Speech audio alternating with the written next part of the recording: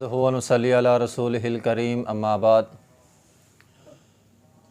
فاعوذ باللہ من الشیطان الرجیم بسم اللہ الرحمن الرحیم ادعوا ربکم تضرعا وخفیا۔ ہمارے ایک شیخ تھے، انہوں نے ہمیں ایک واقعہ سنایا کہ 2011 میں جب وہ حج پہ گئے، وہاں پہ انہوں نے ایک بڑھیا دیکھی جو ویل چیئر پر بیٹھی ہوئی تھی۔ کعبۃ اللہ بیت اللہ سامنے ہے، بیت اللہ کے سامنے ویل چیئر پر بیٹھ کر زاروں کی طار وہ رو رہی تھی اور ساتھ یہ دعا مانگ رہی تھی کہ اے اللہ، میں بوڑھی ہو گئی ہوں، کمزور ہو گئی ہوں، آج ویل چیئر پر بیٹھ کر تیرے گھر آئی ہوں اور اس کے لیے میں نے تقریباً 27 سال لگائے۔ میں کمزور تھی، مالی لحاظ سے بھی کمزور تھی، 27 سال لگا کر میں نے پیسے جوڑے اور آج تیرے گھر میں آئی ہوں۔ اتنی محنت اس لیے کی ہے تاکہ تیرے گھر آ کے بیت اللہ کو سامنے رکھ کر تجھ سے اپنے گناہوں کی معافی مانگ سکوں۔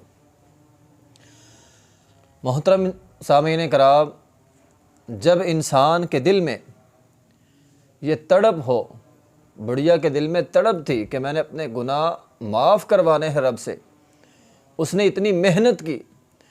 جب انسان کے دل کے اندر تڑپ ہوتی ہے تب انسان محنت کرتا ہے، جب انسان محنت کرتا ہے تو یقیناً انسان کے گناہ جو ہے وہ معاف ہوتے ہیں۔ لیکن اگر تڑپ ہی نہ ہو، انسان اس قدر جستجو سے، محنت سے، رب سے دعا ہی نہ مانگے تو پھر ہمارے گناہ کیسے معاف ہوں گے؟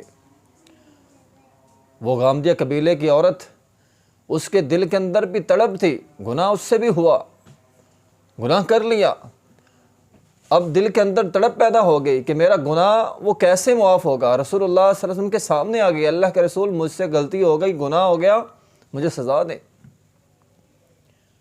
نبی علیہ الصلوۃ والسلام نے فرمایا، بھی تیرے پیٹ کے اندر بچہ ہے، جا بچے کو لے جا، بچہ پیدا ہو جائے گا پھر آنا۔ بچہ پیدا ہوا، وہ پھر آ گئی۔ اللہ کے رسول بچہ پیدا ہو گیا ہے، مجھے میرے گناہ کی سزا دیں تاکہ میں اس گناہ سے، میرا گناہ معاف ہو سکے، مجھ پر حد لگا دیں۔ آپ سوچیں ذرا، اس عورت کے دل میں کس قدر تڑپ تھی۔ دن رات کا اس کا سکون جو ہے وہ چھن چکا تھا کہ کسی نہ کسی طرح میرا گناہ معاف ہو جائے۔ اب اسے پتہ بھی ہے کہ میرے گناہ کی سزا یہ ہے، میں نے جو بدکاری کی ہے اس کی سزا یہ ہے کہ مجھے پتھر مار مار کے رجم کر دیا جائے گا۔ لیکن وہ اعلان سب صحابہ اکرام کے سامنے نبی علیہ الصلوۃ والسلام سے کہہ رہی ہے مجھے سزا دے، کیونکہ اس کے دل کے اندر تڑپ تھی کہ میرا گناہ جو ہے وہ مجھ سے غلطی ہو گئی ہے، میرا گناہ معاف ہو جائے۔ اسے احساس تھا اپنے گناہ کا، ندامت تھی اپنے گناہ پہ، اور اسی تڑپ کے ساتھ وہ آئی۔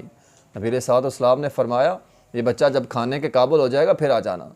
اس نے جلد ہی اپنے بچے کو کھانا سکھلا دیا اور وہ پھر آئی نبی علیہ الصلوۃ والسلام کے پاس اور آ کر کہا مجھے آپ سزا دیں۔ نبی علیہ الصلوۃ والسلام نے صحابہ کرام کو حکم دیا اور اس عورت کو سزا دی گئی۔ صحابہ کرام نے سزا دینے کے بعد اس عورت کو برا بلا کہنا شروع کیا۔ نبی علیہ الصلوۃ والسلام نے فرمایا اس نے پکی سچی توبہ کی ہے، اور اس نے ایسی توبہ کی ہے کہ اگر مدینے کے 70,000 لوگ بھی ہوں ان پر یہ توبہ بانٹ دی جائے، اللہ تعالیٰ ان تمام کو معاف کر دے۔ تو جب انسان کے دل کے اندر تڑپ پیدا ہوتی ہے، انسان کو احساس ہوتا ہے، انسان کو ندامت ہوتی ہے، پھر انسان محنت کرتا ہے، کوشش کرتا ہے، پھر انسان ایسی پکی سچی توبہ کرتا ہے تو انسان کی توبہ جو ہے وہ قبول ہو جاتی ہے۔ تو محترم بھائیو، ہمیں بھی چاہیے کہ ہم اپنے گناہوں پہ نادم ہوں، ہمیں احساس پیدا ہو، دل کے اندر تڑپ ہو، اور اس تڑپ کے ساتھ جب محنت کوشش کر کے ہم اپنے رب سے گناہوں کی معافی مانگیں گے تو یقیناً ہمارے گناہ ضرور معاف ہوں گے۔ وآخر دعوانا الحمدللہ رب العالمین۔